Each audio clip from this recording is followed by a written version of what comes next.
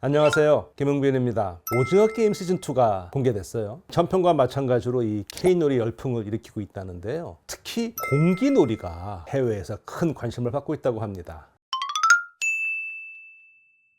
이 공기놀이, 어린 시절 참 추억성 놀이인데요. 다들 많이 해보셨죠? 근데 이거를 제가 생물학 관점으로 바라보니까요, 단순한 그런 놀이가 아니고 우리의 신경계와 운동 능력, 그리고 인지 과정을 단련시키는 아주 놀라운 게임이에요. 자, 보세요. 공기놀이는 옛날엔 작은 돌을 실제로 우리가 주워다가 공기돌을 썼고요. 요즘에는 이제 보통 플라스틱으로 만들어 팔죠. 어쨌든 공기돌 5개를 착 뿌리잖아요. 다음에 하나 집어서 올리고 하나씩 다 잡아가죠. 그 다음에 뿌린 다음에 하나 짚고 올리고 다음에 두 개 짚죠. 그 다음에는 올린 다음에 3개 하나 또는 하나 3개를 잡아야 되고, 그 다음에는 뿌린 다음에 한 번에 4개를 주워줘야겠죠. 맨 마지막에 5개를 손등에 올린 다음에 탁 꺾어줘야 한 판을 끝내는 건데요. 공기놀이에 필요한 이 생물학적 요소를 한번 살펴보면은요, 공기놀이는요, 이 손가락과 이 손의 정교한 움직임이 필요하겠죠. 이 과정에서 이 손에는요, 손과 눈의 움직임을 조율하면서 중요한 역할을 합니다. 그리고 공기를 잡을 때 이 손가락 근육의 이 세밀한 움직임은 자꾸 하다 보면은 더 잘하게 되죠. 이거는요, 피아노 연습하는 거와 사실 같은 거예요. 우리 손을 이렇게 보면은요, 이게 보통이 아니거든요. 우선 우리 손은요, 모든 손가락이 이렇게 엄지와 맞붙을 수 있어요. 이거 굉장히 중요합니다. 이거는 유일하게 인류만이 가능한 거거든요.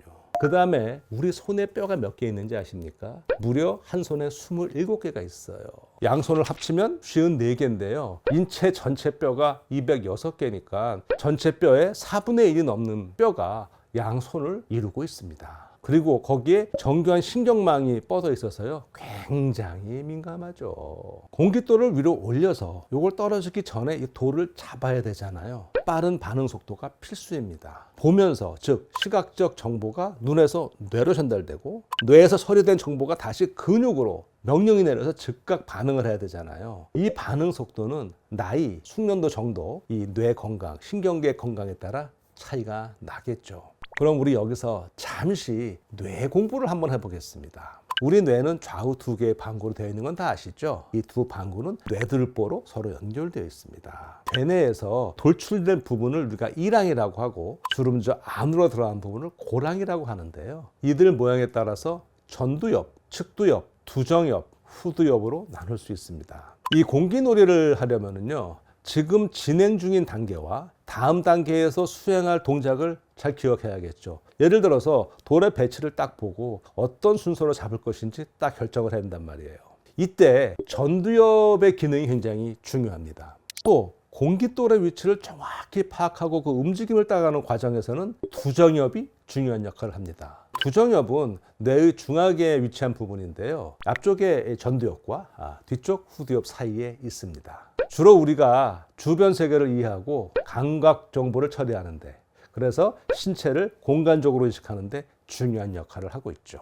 지금까지 말씀드린 공기놀이의 동작과 거기에 관여하는 그 뇌의 부위와 기능을 보게 되면 그런 생각 안 드세요? 공기놀이를 자꾸 하면 자연스럽게 집중력이 향상되지 않을까? 뇌 건강에 좋지 않을까? 실제로요, 2020년에 국내 연구진이 발표한 논문이 있는데요, 65세 이상 노인을 대상으로 이 손가락 운동 프로그램을 통해서 인지 기능과 주의 집중력이 향상될 수 있는지를 조사해 봤어요. 이 손가락 운동이 뇌의 감각 운동 피실을 자극해서 인지적 기능을 개선할 수 있다는 그 가설을 기반으로 연구를 설계했는데요. 손가락 운동 프로그램은요, 주 3회 실시하는데 한 번에 30분씩 총 12주간 진행했습니다. 주요 운동 내용은 이렇습니다. 먼저 손가락을 개별적으로 움직이는 동작, 손가락과 손바닥을 활용해 작은 물체를 짚거나 조작하는 활동, 손가락 간격을 벌리고 닫는 반복 동작. 자, 이거 우리가 공기놀이의 기본 동작 아닌가요?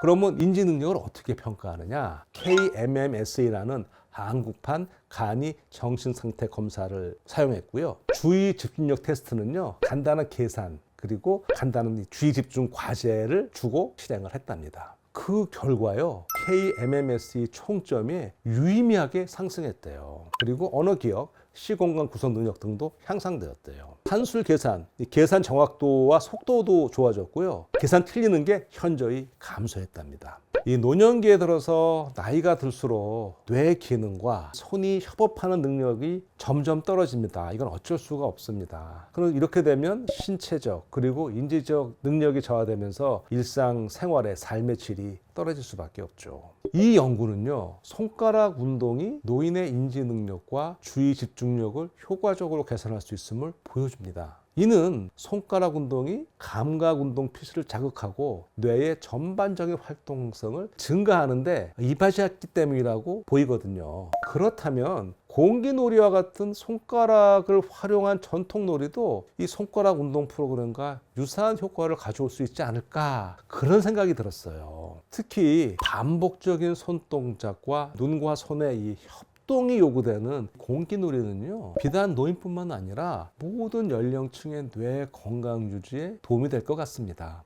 손가락 운동은 뇌를 활성화시키는데 큰 영향을 미칩니다. 앞서서 말씀드렸지만 손가락은 우리 몸에서 가장 많은 신경 연결을 가지고 있는 부위 중 하나예요. 그러니까 이를 자주 움직이면 뇌 활동이 빠르게 촉진되겠죠. 이게 그저 단순한 손가락 움직임처럼 보이지만요, 워낙 신경 연결 부위가 많으니까 뇌의 여러 부위를 동시에 자극해서 신경망을 강화하고 연결 속도를 높여준답니다. 이 손가락 운동은요, 단순한 근육 운동을 넘어서 기억력, 집중력, 문제 해결 능력을 향상시킬 수 있습니다.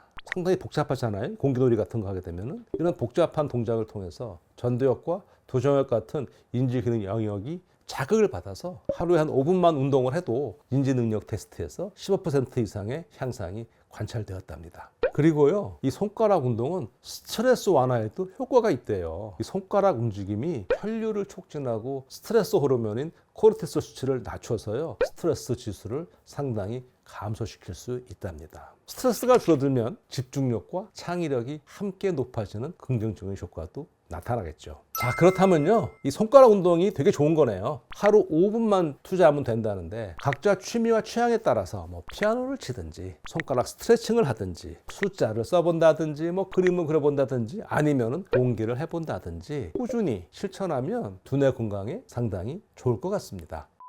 오징어 게임 2에서 나온 공기놀이가 저의 추억 속 노래를 소환해서 어렸을 때는 재미로 했었는데 노년기에 들어서면서 공기놀이가 저의 뇌 건강에 도움을 줄 것 같습니다. 이제 다시 공깃돌을 잡아보렵니다. 고맙습니다.